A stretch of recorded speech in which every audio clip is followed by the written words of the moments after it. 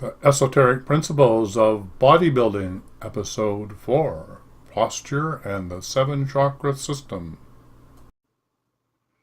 Welcome to the Esoteric Principles of Bodybuilding. This is your co-host, Tyhson Banighen, with The Wellness Show. And your host today is Batista Gremaud, Master Body Designer. And we're really excited about this show. Yeah, we're always excited because we get to talk about amazing things. And today the topic is posture and the 7 chakra system. So now we're going to the spiritual side even more than we have in the previous shows. So I'm looking forward to this. So Batista, welcome to the show. And let's get started. Hey, hi. So I'm very excited to continue this series. Again, it's been a mission of mine to connect all the dots between the physical and the esoteric and the spiritual. And posture is one of those things that is probably the most overlooked aspect of a healthy lifestyle. But also, spiritually speaking, it's something that we don't quite talk about too much. I mean, I've been in spiritual circles where in a meditation, the leader of the meditation would say, make sure to hold your posture so the energy will flow. So we talk about it, and it's like, it's mentioned that it's important, but there's no real tools or and it just kind of stays at that, so would you agree with that? Yeah, I think it said something more than putting books on top of your head and learning how to balance them. Exactly. It's something that it's definitely more than holding a book over your head. Posture is actually a lifestyle, it's a state of being. Okay, and this is why I like to make the connections between the chakras and the posture, because they are interconnected and they work together. And we're going to dig deeper into this. But really, when you are aligned, it's a state of being. It's a state of consciousness, And often we forget to make those connections between the actual physical body and the spiritual principles that we learn. Okay, so first of all, if we look at first of all what is bad posture, how do we get it? So there's a lot of reasons why a person could have bad posture, and it could be genetic, it could be from past lives, and we're gonna in a further episode we're gonna talk more about emotion and things that get trapped in the body and what we carry from lifetime to lifetime. But for this episode, I wanted to kind of keep it kind of practical and kind of matter of fact a little bit. So in essence, when we are in the womb, we are protected, we are in the fetal position, right? So we are all curled up and balled up, and this is how we get nurtured, and this is how we come into the world. But once we're born and we learn to stand, then the body naturally is straightening up, and then we have a nice curvature. Having good posture doesn't mean that your body is straight up. The spine actually has 3 curves that forms, that holds your body up. So when we are not conscious, and it all comes down to consciousness again, right? It's all about consciousness. So we go by our day, we do exercises, or we take the laundry out, or we go do tennis, or whatever we do. A lot of times we're not really conscious of our movement, of the biomechanic movement that we do. So what happens is we start creating muscular imbalances in the body. So what that means is we all have like a stronger side than the other. That's kind of normal, right? So once a body part becomes stronger than the other, then it kind of works like a domino effect. So it starts pulling your body like it's a tug of war, okay? And it starts pulling your body out of alignment. And the more that happens, the more the posture gets distorted. Okay, so that's how, for example, one of the main, most common postural misalignment now that we find is forward head posture. That's when the head gets pushed forward in front of the shoulders. And why does that happen? Good question. I was just going to come to this. You know, physically speaking, we can blame it on working on the computer. We can blame it on texting all day long. You know, we can blame it on the lifestyle, really. But there are energetic reasons for that too, which I'm going to come to this, okay? Because everything is interconnected. But if you just look at the anatomy, okay, think about it this way: the head is actually as heavy as a bowling ball. Have you ever gone bowling? Yeah, it's been a while, but yeah, that's pretty heavy. It's really heavy. So now imagine that that's how much your head weighs, okay? And for every inch that the head is out of alignment, it can put 6 to 8 pounds of pressure on your spine. Additional. That's amazing. Yeah, additional pressure. So for every inch, so when you think about, sometimes you look around and you see how bad it is for some people. That actually puts a lot of pressure on the spine, and it creates all kinds of problems, okay? Not only when you have a postural misalignment, it creates stagnation in the body. It prevents the flow of all the blood, the neurochemicals and everything, but it can produce neck pain, arthritis, fibromyalgia, all kinds of problems that just because of bad posture. So a lot of times, and I like to talk about this because a lot of people say, oh, I was just taking the laundry out and my back went out. Mm-hmm. Or oh, I just did this little thing and my back went out and now I can't get out of bed. I have to have surgery, or I got to do this. It doesn't happen like this.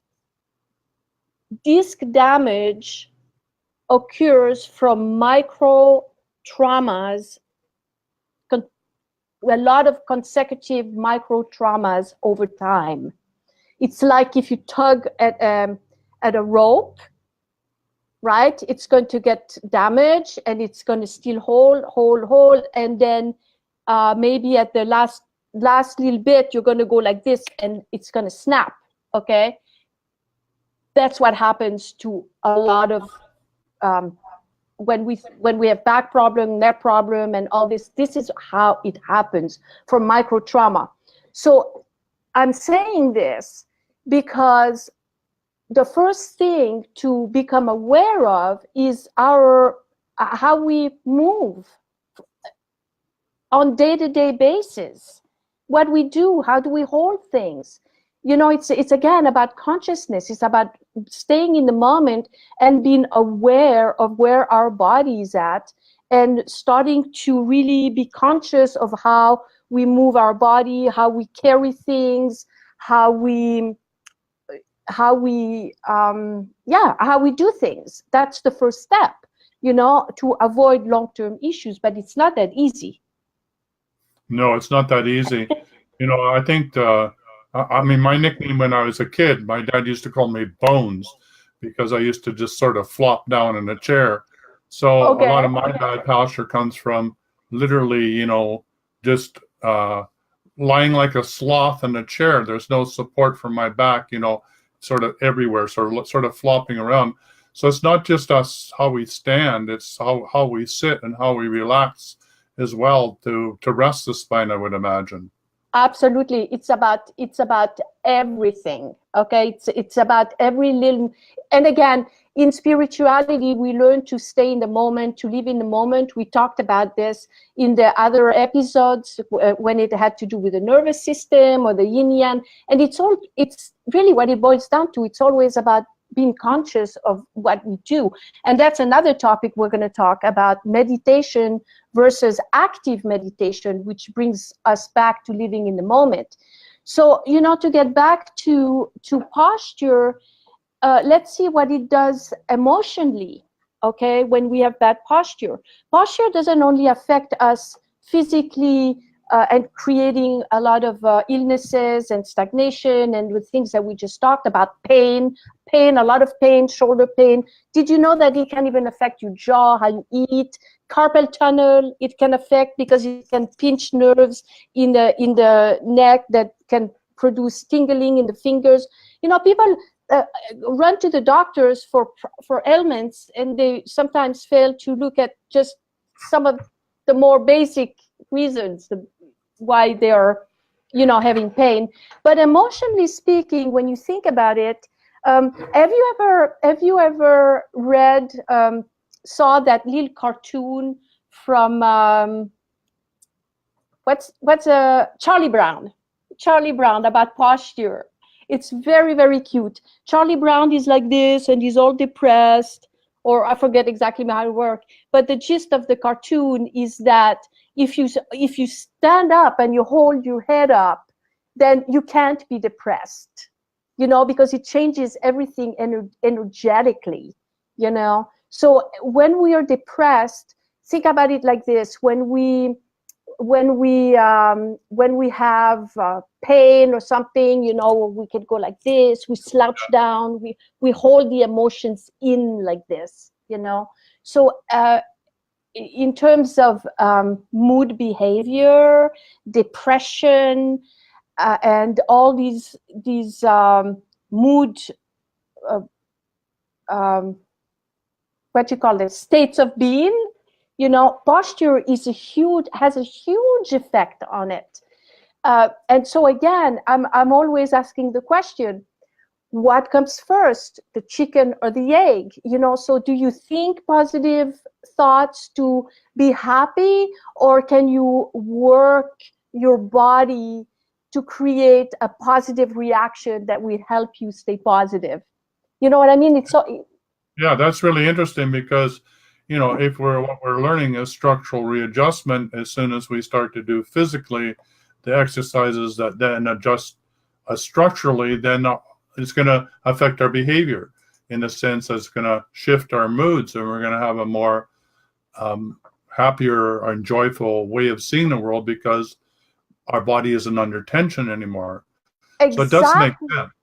Yes, exactly. So the posture doesn't only affects how we feel and how we act and our health, but it also affects how we look, how we show up in the world, and how the world is going to see us. Like if you walk into a room like this, or if you walk into a room like this, it's a whole different energy. Okay, so it shows self-confidence, self-esteem. So the posture is huge. Do you see where I'm going with this? Yeah, absolutely.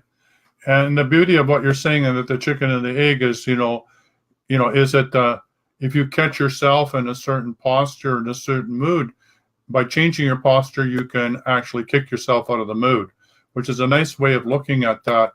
So, we're not entrapped by our body. We can listen to our body and change the way that we're standing up or leaning forward. And I know the whole tension of, sitting forward in your desk or sitting forward while you're driving is tension. Somehow you feel that if you lean forward and grip the steering wheel, that somehow you're going to be a better driver or a safe driver. We have all this conditioning about what it means to show up in the world. And like you said, in the now moment, when you relax the body, let it, sit back in your seat, relax your arms, and the car can essentially drive itself because you're more one with the car. You're not all tensed up.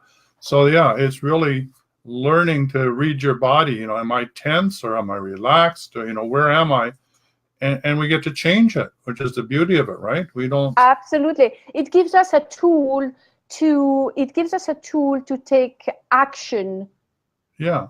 To make a difference. And I love that. Okay. And again, you know, when The Secret came out, it's all about positive thinking, and it's great, you know, but again, intention, wishing, dreaming, you know, visualizing, you need to take action to do something that gets grounded in the physical body. And I love the fact that we have actually tools like what I'm talking about with a strength training system, that you can do it in consciousness to start making those shifts in the body. Because, you know, the closest thing that I can think of that has that connection between an exercise modality and a spiritual practice is really yoga.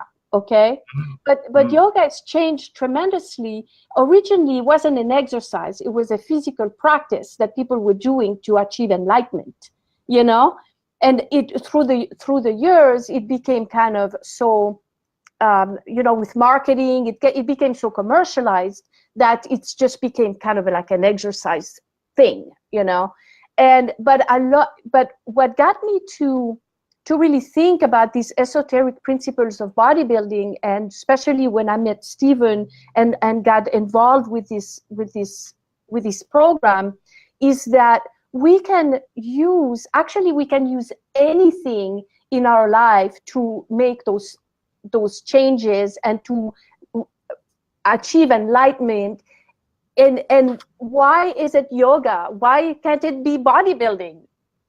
If you do it in consciousness, you can have the same connections and you can achieve the same, you know, that you can achieve the same results. And this is very profound for me, you know. Anyways, so since we've talked and we approached the posture from a more physical direction, I want to now integrate it with chakras and the way I understand it, or the way I can see it. And I know that's kind of like your neck of the woods, right? You love that, and I'm really excited to have this conversation with you, because I know you're going to probably be able to give me a lot of feedback, or give the listeners. So first of all, the chakras, I think that we are pretty much all aware. You know, chakras is something that now is also one of those terms that's very commercialized. Everybody talk about the chakras, but let's take a basic look at it. The chakras are really energy centers within the body, and they can be visualized as like a cone that spins, you know, inside the body, and they are aligned really along the spine. Okay, so and I'm trying to make this not too complicated in my explanation, so that, you know, most people can understand it, even if they're not that familiar with the concept. But what happens is the chakras are the energy centers that connect the spiritual to the body in essence, right? And Yeah. Would you say that I'm? Yeah, absolutely. Yeah. Yeah. So they are along the spine, and the spine is actually like a power line, you know. So you have the power line of the body. The chakras are aligned along the spine, and it's like a spread energy throughout the body, throughout the meridians of the body, to produce the energy we need to be alive. It affects the body, mind, and spirit. It makes that connection. So in essence, the chakra system is comparable to the nervous system of the body. We talked about the nervous system in our second episode with the grounding, right? The nervous system connects all the movement, the thoughts, and we talked about when it's put on overload, it can like blow a fuse, we kind of made a connection between the nervous system and the electrical panel in the house. And in a way, the chakra system is a little bit like that as well, but spiritually. Yeah, if you were able to see the energy coming off electricity or around a flow of energy, you would see that there's colors to it. And that's that field that's, the electricity is running through the wires or running through the electromagnetic, aspect of your body, the nervous system, but the energy field around it, that auric field that surrounds it is that what we're talking about as the aura, or making up the different chakras, one nested upon the other. And that has a glow to it, has an energetic field that some people can actually see. Mm-hmm. Yeah, exactly. So when we have trauma or illnesses or, stress, whatever happens in the lifestyle, pain, hurt, emotional, whether it comes from this lifetime or past lives, then what happens is the chakras, first of all, they can change color. They become maybe more dense, and they spin at a lower frequencies, and you could kind of say that they collapse in a sense. Yeah, you could definitely say that. And if you're a dowser or a muscle tester, you can actually test, at what level of frequency on a scale of 0 to 100 is your chakra, or all of your chakras or individual chakra operating at, which will give you some insight if you understand the basics of chakra, what's going on emotionally, psychologically, and spiritually, of how you're dealing with the energy that's flowing into your body and energy that you're flowing back into the universe, which essentially creates the world that you live in. I mean, we create it with every thought, word, and deed. So this is really important stuff. So it's not just posture, and it's not just posture connected to energy, but the energy itself is really a determinant of how you are showing up in the world and how the world's going to show up for you. Yes. Thank you for saying that. We were right in sync here. That's really cool. And so now if I make a little bit of a connection between what we're talking about, then we start connecting the dots and seeing how we can use bodybuilding to make a difference of how we could clear blockages and things like this. If you think about it this way, we have first the first chakra, which is connected to the earth. It's the grounding chakra, right? So yes. When we talked about the grounding principles in the second episode, we were talking about how, you see, now it's connecting.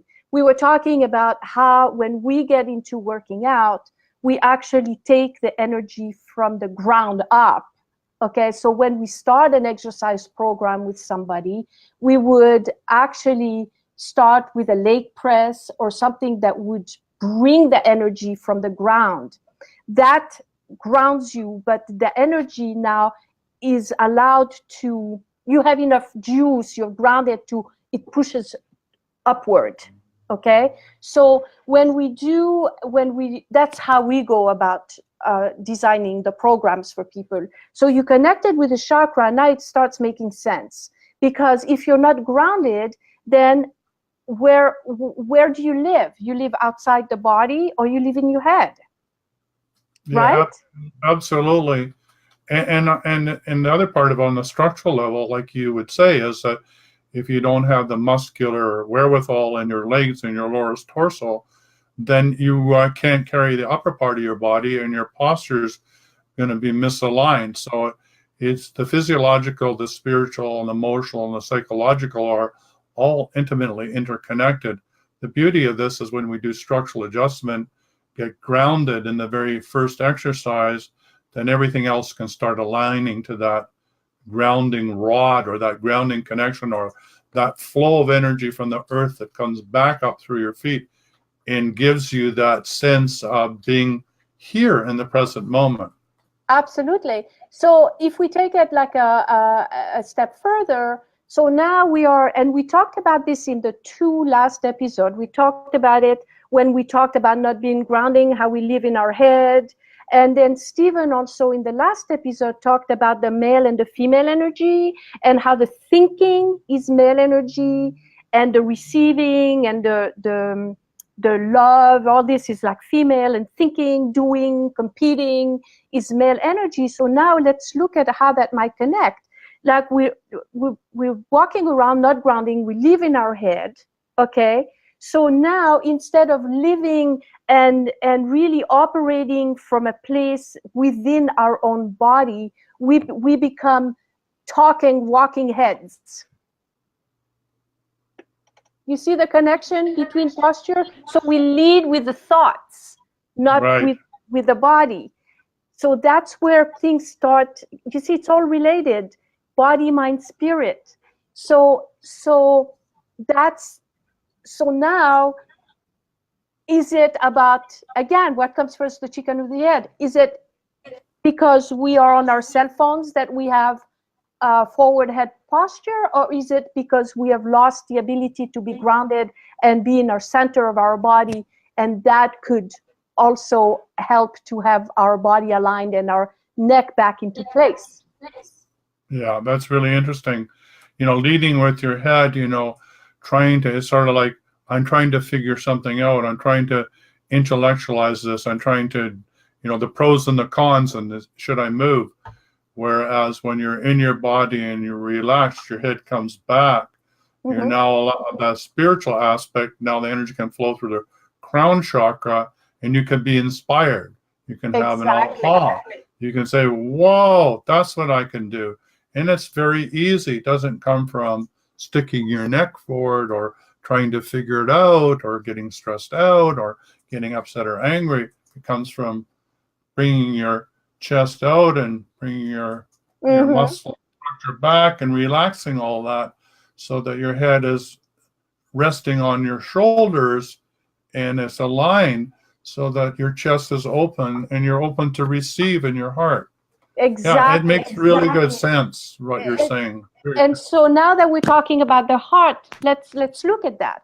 Okay, the heart is obviously the space for the heart chakra. Okay, and really spiritually speaking, we learn that everything is love. Love is the answer, right? Which it is. That's actually the last thing my mother said before she died. She said, I found the answer. Love is the answer. And I think she's right. So, I know I mean, if it was right for the Beatles, it's right for everybody, right? There you go. All you need is love. All you need is love. That's it. So let's look at what's happening with that. So really spiritually speaking, then we ought to lead with the heart. Yes? Yeah, absolutely. We got to lead with our heart. Yeah. So that it's exactly what you talked about, what you meant, opening the chest and really leading with the heart. But when we have pain, unresolved issues, we talked about that. Then we seem to be, we are protecting our heart. In other words, we walk with a closed heart. But let's look at it from a muscular point of view. If the muscles in your back are not there, underdeveloped, or are put in the wrong position, then the back cannot support the open heart. You see, it takes those muscles. You see, people say, you talk about posture and everybody go like this, and then, like this. And then 2 minutes later, they're like this, okay? You can't think and will good posture. It doesn't work like this. You can only think about it for a minute, and then it's gone, right? So muscularly, you're back to your old self. Exactly. So muscularly speaking, you need to have those muscles developed in your back so that it opens up, so that you can stay with an open heart. You see, so that's why in our programs, we put a lot of emphasis in developing the back. You know, as a matter of fact, Stephen is the king of the nice backs. He has a collections of pictures of hundreds of people with these beautiful backs. But when you think about it, you know, because everybody wants the six-pack ab or the muscle, you know, the bicep or whatever. But the back, you know, it supports your heart in a sense, you know. So that's another connection with the heart chakras and how we can now live in consciousness and use these tools to really put together the pieces and not only visualize an open heart, but do something physically so that we can actually present ourselves in the world with, you know, openly and hold that presence. Yes.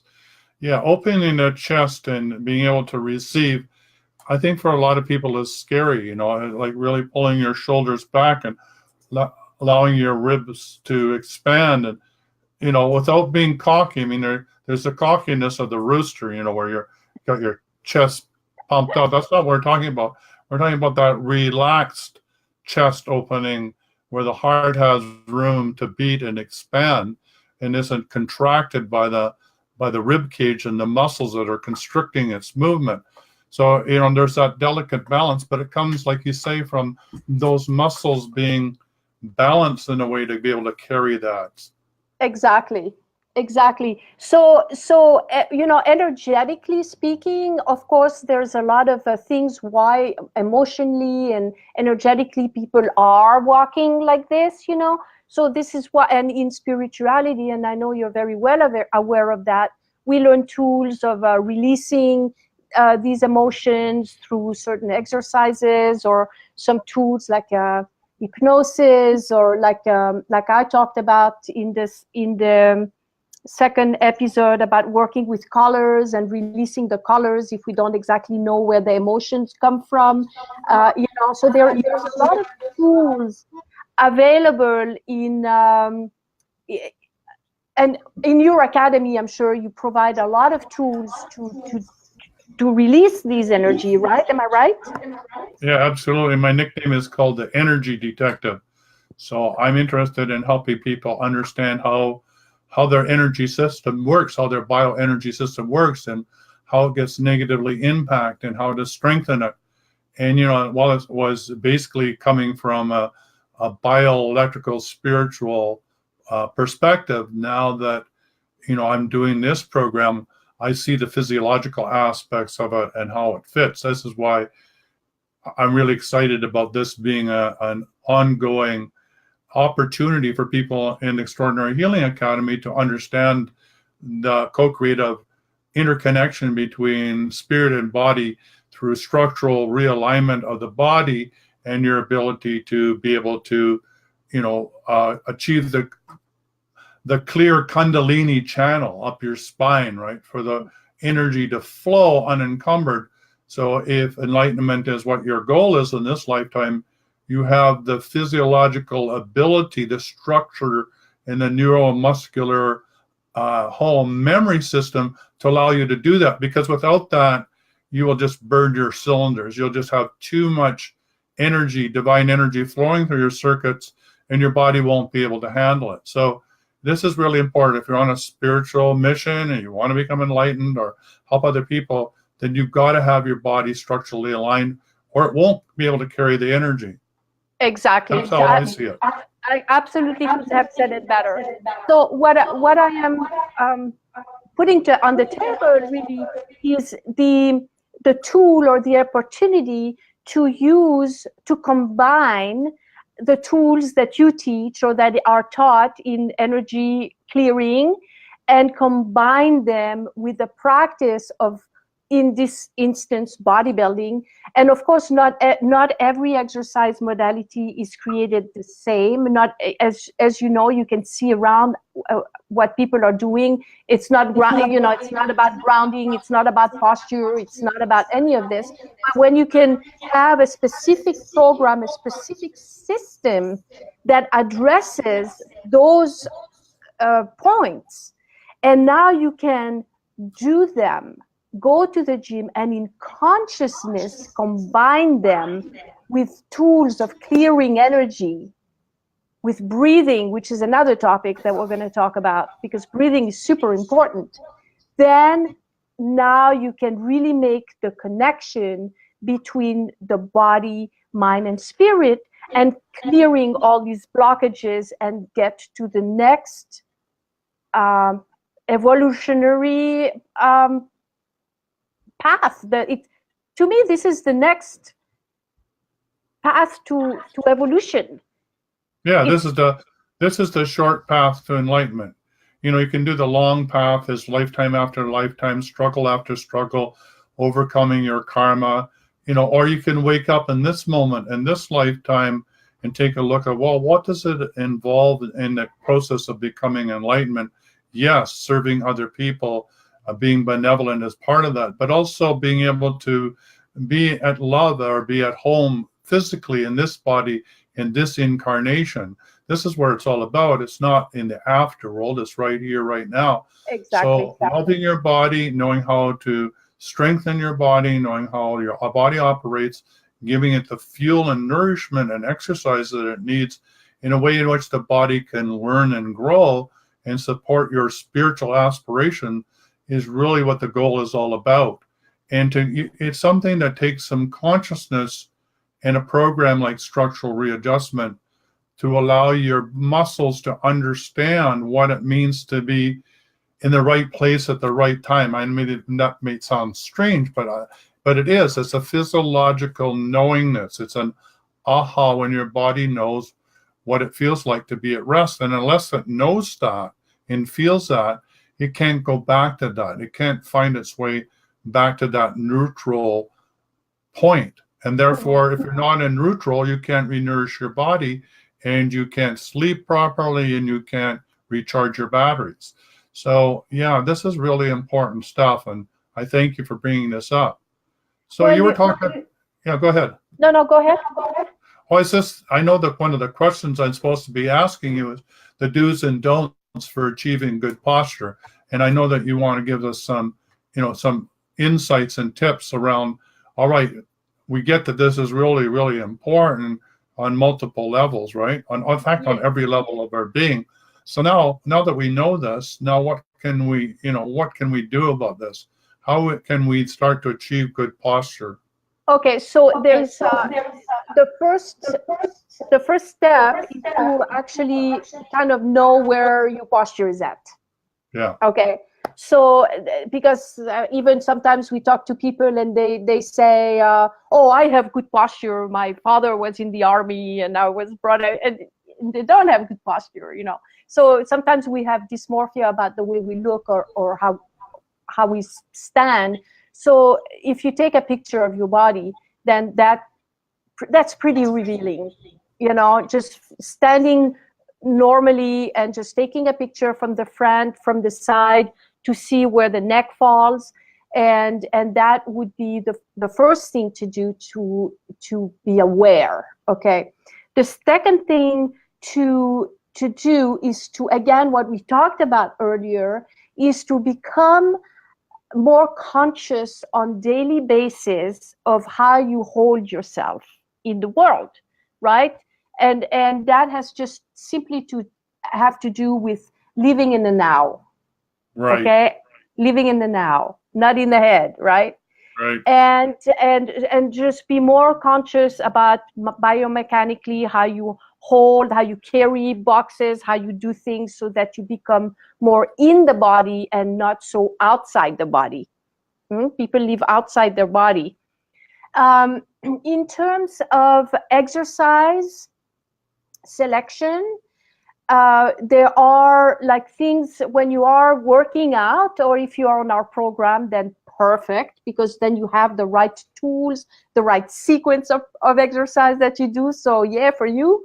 If you're not, then, and you do exercise, then now that you have seen the picture of where you're at, where is your postural alignment at, then whatever exercise that you're going to do, you're going to use the opposing principle. That means that if your posture is like this, then when you are exercising, then you're going to try to do everything the opposite way. Okay, so for example, if you are like this and now you want to do a bicep curl or something like this, then avoid an exercise that's going to make you like this. You know, like if you have a bench and you got to lean on the bench like this to do your leg curl, then that's not going to help you. You know, you need to find a way of inside the equipment where your back can be protected, or find a different way of doing the movement, maybe on a bench where your back is back, and then you can do the movement like this. So you got to use common sense, that whatever you're doing in your exercise program, then you need to find a way where you're going to work the other way of where your posture is going. You know? No, that makes sense. Yeah. So you're looking for that balance in a neuromuscular center as the body comes back to balance. So if you're forward like this, you want to strengthen the back muscles to allow your head to come back and be supported on your shoulders. Exactly. Like an example is, for example, a lat pull down. Okay. Yeah. So the person is like this. They go to a lat pull down, they hold on to the bar, and they do the pull down like this. That's not going to help. Then what we teach the people is to turn back to the machine. Okay, so now they are stretched back, and now they're going to pull down, and they're going to work backwards. You see? So of course we have the protocol. So in our system we have the exercises and the sequences, but it works like on everything. I mean, like this, if you have bad posture and you're like this, then don't go cycling on the cycling class. You're slumped over like this, and it's just gonna make it worse. So it's about logic a lot, you know? Yeah. A lot about logic. And also the exercise selection is very important. For example, if you are doing a good posture exercise, don't follow it up with a crunch. Right.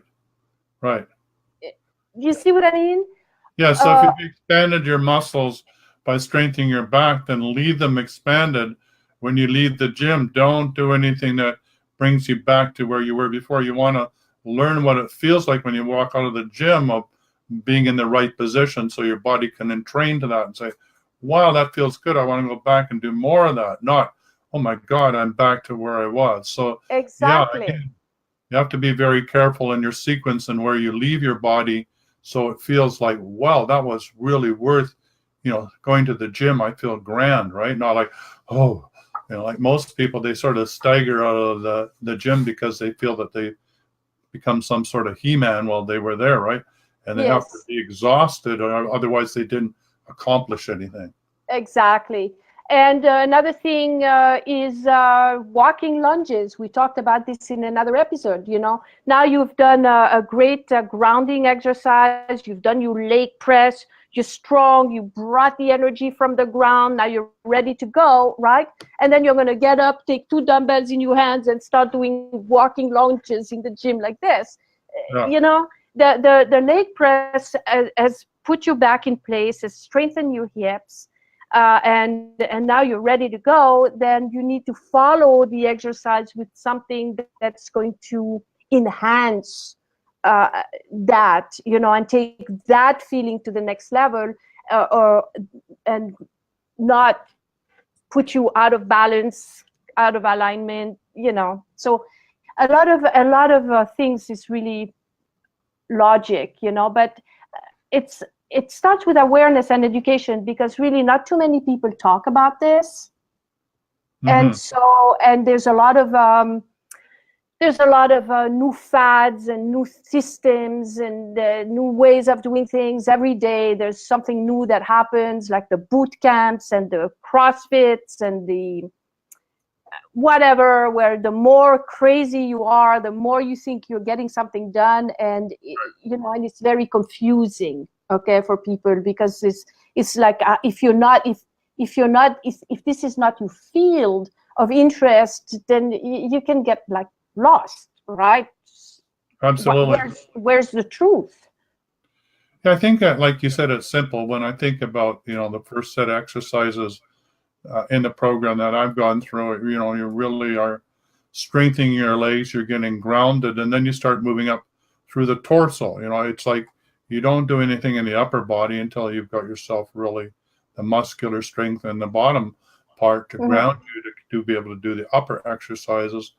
And it isn't into the last set that you're actually doing anything with, that has anything to do with leaning forward with your arms, So there's a logical sequence and everything to build on from the beginning that you're grounded, and then from the grounding you move up, sort of like up the spine using different sets of muscles, building on that ability to be grounded. So it all makes sense when you begin to think of it this way, of why the program is set up in the sequences that you have created. Yeah, you got it. That's great. So next week, next week, what I want to talk about is emotions, okay? Because it's in alignment with what we talked about today, and we talked about blockages and the chakra, how to clear the chakras, how to align, all this. And it seems logical to me to take a little closer look at emotions, so we can really have more understanding and tools to see if there's how can we clear this with this bodybuilding thing that we're talking about, And so I'm going to actually look at make connections between certain exercises and where the emotions are trapped in the body, and why certain exercises can help in releasing those emotions. So we're going to just like stepping up a notch, and so it's still in the same line of what we talked about today, the chakras, the alignments, because it's, it all comes down to one thing, right? It all comes down to becoming clear channels, and so that's what I was planning for episode 5. Great. So I'm just going to see if I can do a recap, and you can interrupt me in the process, because the next thing you had was homework, and I know that that's sort of like a recap. So yes. Number 1, if you really want to know what's going on with your body, you better take some pictures in a full-length mirror, looking into the mirror sideways, have somebody take the pictures for you on your back. You'll see where your head is moving forward or back, whether your tummy's sticking out or not, whether your hips are rotated in and out, or whether they're rotated to the right or the left. Just think of that straight line up the spine. Know that there needs to be an S curve in the spine sideways. Know that when you're looking at it the other way, there needs to be like a cross along the shoulders. One shoulder can be above the other. You want to look for that. And as Batista said so eloquently, now that you see where it's not balanced this way or this way, then you want to come up with a program that allows you to strengthen the opposite of what is overextended or overused. You want to find that middle point. You want to find that balance. And so you can, we encourage you to take the program, but there's nothing wrong with starting right away by doing an assessment yourself and seeing what's logical to do. Whatever you do, really start from the bottom up. Start by being really grounded. Leg presses or whatever can strengthen the lower part of your body. You maybe even squats, whatever it takes to do that. It will give you the core strength. It will strengthen your spine so that you can do your upper body work and carry the weights as you move up the spine. Always think of moving up the spine. Don't lean forward into the exercise. Lean back so you're aligned. Be careful of the weights. This is not a physical fitness program in the sense of seeing how many weights you could do. This is doing it within the comfort level that you have. Just pushing a little bit, but not this. If you're grunting, you're groaning, you sound like a cow or whatever, you're doing it the wrong way. You're overextending. So those are some of the things that I've learned so far in the program, and also from listening to these interviews, which are really helpful to get a sense of, oh, that's what I'm supposed to be doing in the gym. So is there anything else you want to add to that? Yes, there's one more thing. I did. You said it great. Thank you for reminding me about the homework. I forgot. And you did it great. There's one more thing that I would like as a homework, if you so want to do it. Write it down. Write it down. Write it down. Make a map of what you're doing. Whatever you're doing, write it down, and then assess. How do I feel? Is this really making me feel good? You know, how many sets? Right. What did you do? How did you feel? And then make a calendar. I can't even talk enough about the calendar. I know people say, why do I have to? I know when I train on it. No, write it down. Write down how many times you've gone. When you see it in front of your eyes, that you exercise, that day something happened, somebody died, your cat died, or something happened, you were stressed, and now you have your program that you've done, whatever it is, and you said, oh, I did this, ooh, that didn't feel good. Now you start having a map. If it's in your head, it's in your head. If it's on paper, it's grounded, it's there, and it's something to look back at and to build on. Yes, absolutely. And don't forget to write your sequence down so that you know what's working with you, like how many reps did you do and what weight did you use in each rep, and so that you can go back and build on that, know where you came from, know where you are in the moment, and gives you the next logical step of where you want to go. Exactly. So thank you. This is a great session, and same time, same place next week. Looking forward to carrying on the conversation. All right. Until then, be healthy, wealthy, and wise. Bye for now. Bye-bye. This 13-episode series, The Esoteric Principles of Bodybuilding, The Missing Links to Fitness Consciousness, with your host, Batista Gremaud, master builder, bodybuilder, and designer, is co-hosted and produced by Tyhson Banighen and his guides, www.thewellnessshow.ca. And see, the same time, same place, every Friday, 2 p.m. Pacific Time, 5 p.m. Eastern Standard. See you then. Bye for now.